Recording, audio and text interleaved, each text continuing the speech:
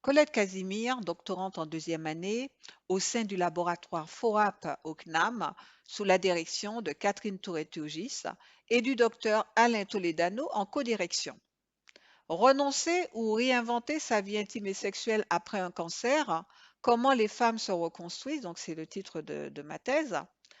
Plus de 4 millions de personnes vivent après avoir eu l'annonce d'un cancer en France, 400 000 nouveaux cas chaque année, avec des impacts conséquents sur le parcours de vie, aussi bien professionnel, au niveau de la vie sociale, la vie de famille, et un sujet très peu abordé, ce sont les impacts sur la vie intime et sexuelle.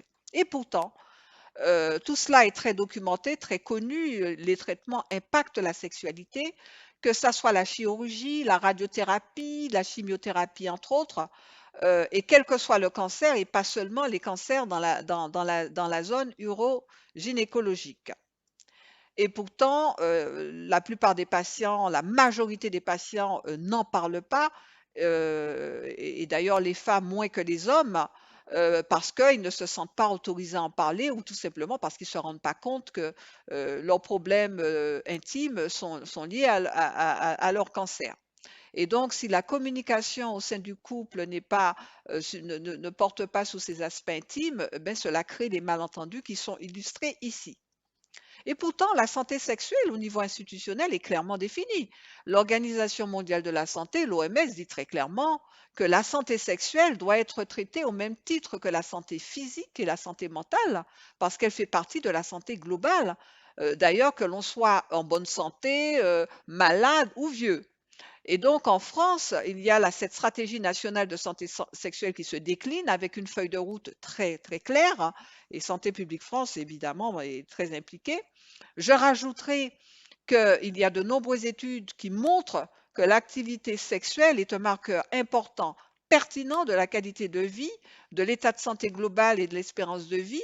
Il est même dit qu'il y a une meilleure adhésion au traitement lorsqu'il y a une vie intime et sexuelle pendant les traitements et au-delà. On pourrait dire que les oncologues pourraient même prescrire à leurs patients de maintenir une activité et une vie intime, une activité sexuelle, une vie intime pendant leur traitement et après. Et malheureusement, ce n'est pas du tout ce qui se passe parce que les patients n'en parlent pas et malheureusement, les soignants non plus, comme c'est indiqué ici. Moi-même qui ai vécu le cancer à 3 reprises, mais jamais les soignants n'en ont parlé. Pourquoi? Parce que soit parce qu'ils ne sont pas formés, soit parce que c'est un sujet gênant, soit parce qu'ils estiment que c'est accessoire. Ce n'est absolument pas accessoire pour la plupart des patients. D'ailleurs, ils sont vraiment frustrés par cette situation de double tabou, cancer et sexualité. Ils éprouvent de la gêne, de la honte, de la colère, de la culpabilité, alors que s'ils se sentent autorisés à en parler auprès de leurs soignants, eh bien, ça va rompre l'isolement, rompre le tabou, faire en sorte qu'ils se mettent à rechercher des solutions, sachant que très souvent, les patients peuvent être amenés à réinventer leur sexualité, à innover.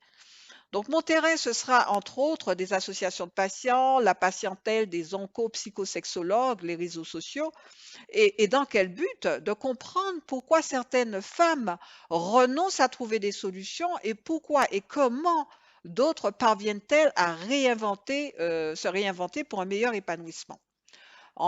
Donc, cela se fera par le biais d'enquêtes, d'entretiens en face à face, tout cela centré sur le vécu du cancer, sur la vie intime et sexuelle avant le cancer, pendant les traitements et après les traitements. On verra les impacts identitaires, c'est-à-dire le problème de l'image corporelle, les freins, les tabous, les idées reçues au niveau éducationnel, culturel et religieux qui peuvent être un problème, mais surtout comprendre le processus de transformation, déconstruction, reconstruction qui vont être mises en œuvre par ces femmes pour se réinventer leur vie intime et sexuelle. Et donc, le but de cette recherche va permettre un meilleur accompagnement des patients par les soignants sur ce sujet trop souvent ignoré et trop porté en silence, de façon à ce que, enfin, je dirais, les patients soient conscients de ce problème.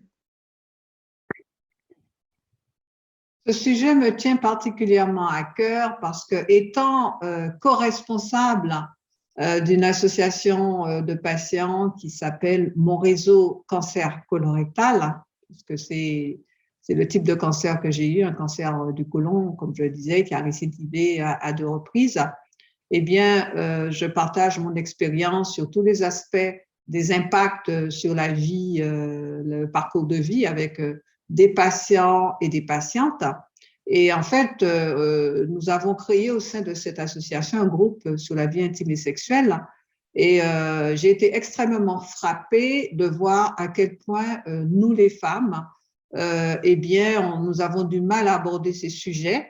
Donc, les études ont démontré que les hommes en parlent très peu, mais les femmes en parlent encore moins. Voilà. Et donc, en fait, pour libérer la parole, ça, c'est vraiment pas un sujet facile. Et du coup, cet objectif de faire en sorte d'interviewer des patientes pour justement qu'elles s'expriment sur les raisons qui font qu'elles ne recherchent pas des solutions, ou pour celles qui décident de rechercher des solutions, mais comment elles y sont parvenues est essentiel. Et le fait que moi-même, je sois une patiente concernée par le sujet va faciliter, je dirais, ce dialogue, cet échange, parce que nous parlons de sujets extrêmement intimes et qui peut être difficile à libérer la parole. Donc, cette proximité de patient à patient va beaucoup m'aider, parce qu'une fois de plus, je le répète, les soignants n'en parlent pas. Il y a une telle urgence effectivement à traiter les patients pour leur sauver la vie, que ce sujet est mis de côté. Et même, je dirais, après les traitements, on pourrait se dire que c'est le moment justement de mettre en lumière ces problèmes-là. Eh bien, pas du tout, pas du tout. C'est très rare que les soignants parlent. Et donc, pour moi, c'était essentiel, je dirais, de focaliser ma recherche sur les femmes, parce que pour qu'elles puissent bénéficier d'une offre de soins qui soit aussi étoffée que celle des hommes, parce que paradoxalement, l'offre de soins est beaucoup plus étoffée pour les hommes que pour les femmes. D'ailleurs, il y a souvent une prise en charge sur des éléments de ces soins qui sont pris en charge à 100%, alors que pour les femmes, ce n'est pas le cas. Par exemple, tout ce qui est lubrification, sécheresse vaginale, voilà, ça demande un budget aux femmes de pouvoir, ne serait-ce que sur des aspects très pratiques. Et d'autre part, la santé sexuelle des patients devrait être abordée de manière plus prospective dès le diagnostic. Du moins, l'information devrait être portée aux patients, parce que moi, j'insiste beaucoup sur ce que d'autres patients, les patientes m'ont dit, sur le fait que souvent, quand ce n'est pas un cancer urogynécologique, donc c'est-à-dire que ça ne touche pas la sphère gynécologique ou les seins, lorsqu'on a un cancer du sein, qu'on vous enlève un sein, on peut se dire qu'il y aura des répercussions. Mais par exemple, un cancer digestif, un cancer du poumon ou autre, eh bien, on se doute des fois pas que les problèmes de libido que l'on vit sont directement liés au traitement. Alors, c'est vrai qu'il y a cette dimension psychologique qui est importante, mais c'était essentiel de comprendre qu'il y a des impacts vraiment liés au traitement, donc très physiologiques.